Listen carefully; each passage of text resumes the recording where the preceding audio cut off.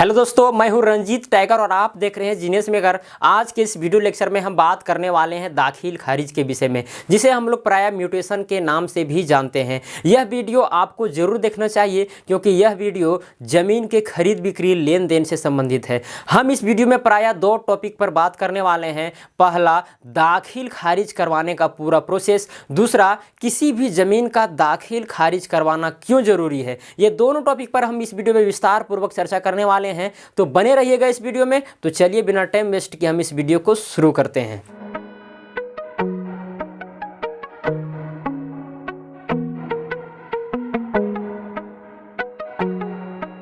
दोस्तों, आप जब ज़मीन या कोई प्रॉपर्टीज को परचेस करते हैं तो आप तत्काल उस ज़मीन का रजिस्ट्री करवाते हैं या केवाला करवाते हैं। रजिस्ट्री करवाने के लिए आप प्रायः रजिस्ट्रार ऑफिस जाते हैं, वहाँ पर आपके ज़मीन की रजिस्ट्री होती है। आपके क्रेता और विक्रेता वहाँ पर दोनों जाते हैं और दोनों जा कर के उस ज़मीन का रजिस्ट्री पूर्णरूपेण करवाते हैं। वहाँ पर आपको कुछ पैसे लगते हैं, ठीक है।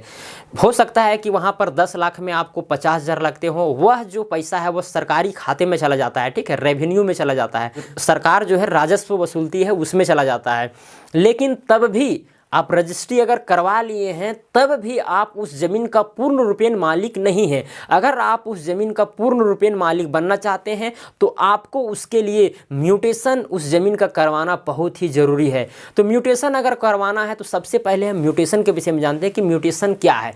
तो म्यूटेशन एक ऐसी प्रक्रिया है जिसमें रजिस्टर 2 से जिस व्यक्ति से आप ज़मीन खरीद रहे हैं उस व्यक्ति का नाम वहाँ से हटा दिया जाता है और जो व्यक्ति खरीद रहा है उसका नाम वहाँ पर दर्ज कर दिया जाता है। अगर हम म्यूटेशन यानी दाखिल खारिज के शब्द को हम अगर देखें और उनके पदों को देखें, दाखिल का मतलब होता है दखल करना या फिर अंकित करना, और खारिज का मतलब होता है निरस्त करना यानी हटा देना। तो पहले निरस्त किया जाता है, हटा दिया जाता है, मतलब कि खारिज किया जाता है, ठीक है, उसके बाद में दाखिल किया जाता है।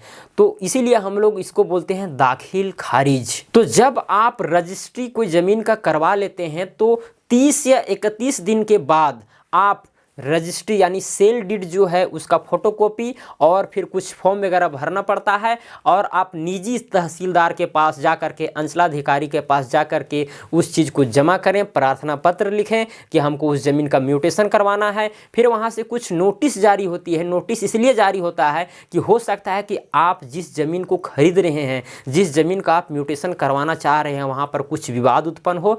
तो अगर कोई व्यक्ति वहाँ पर कुछ मामला लेकर के नहीं जाता है तब आपका म्यूटेशन का जो प्रक्रिया है धीरे धीरे आगे बढ़ेगा और इस तरह से म्यूटेशन की प्रक्रिया आगे बढ़ते हुए म्यूटेशन आपका ज़मीन का हो जाएगा। वहाँ पर कुछ फी भी अदा करना पड़ता है म्यूटेशन। ज़मीन का म्यूटेशन हो जाता है तो समझिए कि आप उस ज़मीन का मालिकाना हक जमा लिए, ठीक है, आप उसका मालिक हो गए उस ज़मीन का।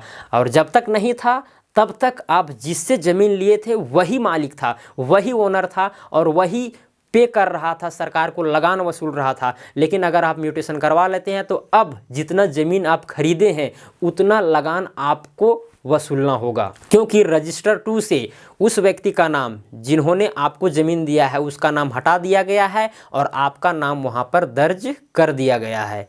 तो इसलिए अब आपको उस ज़मीन का लगान वसूल करना होगा जो ज़मीन आप खरीदे। तो इस प्रकार गवर्नमेंट रिकॉर्ड में आपका नाम दर्ज हो जाता है कि आपने ये ज़मीन खरीदी है, ठीक है।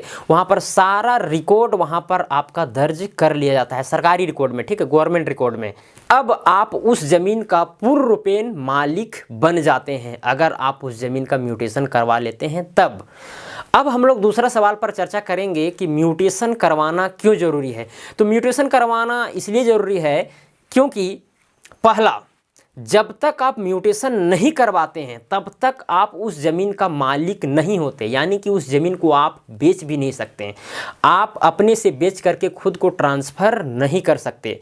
दूसरा, अगर आप म्यूटेशन नहीं करवाते हैं तो जिससे आप ज़मीन लिए हैं वो व्यक्ति दोबारा उस ज़मीन को बेच सकता है। हाँ, बिल्कुल बेच सकता है। ऐसा बहुत सारी कांड सामने आया है। तो इसीलिए अगर आप ज़मीन कहीं पर लिए हैं तो म्यूटेशन ज़रूर करवा लें, मालिक खुद बने, ठीक है, ताकि आपको ओनरशिप मिल जाए और कोई उस ज़मीन को बेच ना सके। तीसरा, अगर सरकारी कंसेशन कुछ मिलता है वहाँ पर, मान के चलिए जो ज़मीन वहाँ पर बेचे हैं या फिर आप जो खरीदे हैं वहाँ पर कुछ खनिज वगैरह निकल जाता है, कुछ इम्पोर्टेंट खनिज निकल जाता है, तो वहाँ पर सरकार उस ज़मीन को ले लेती है और सरकार जब लेगी तो वहाँ पर उसके लिए, उस ज़मीन के लिए पैसा अदा करती है। तो वो पैसा भी आपको नहीं मिलेगा जब तक आप उस ज़मीन का म्यूटेशन नहीं करवाते हैं। तो आपको म्यूटेशन करवाना ज़मीन का बहुत ही ज़रूरी है। तो मुझे भरोसा है कि आपके लिए यह वीडियो बहुत ही महत्वपूर्ण रहा होगा। तो आज के लिए इतना ही दोस्तों। अगर आप मेरे इस चैनल पर नए हैं तो चैनल को सब्सक्राइब, लाइक और शेयर ज़रूर करें। धन्यवाद।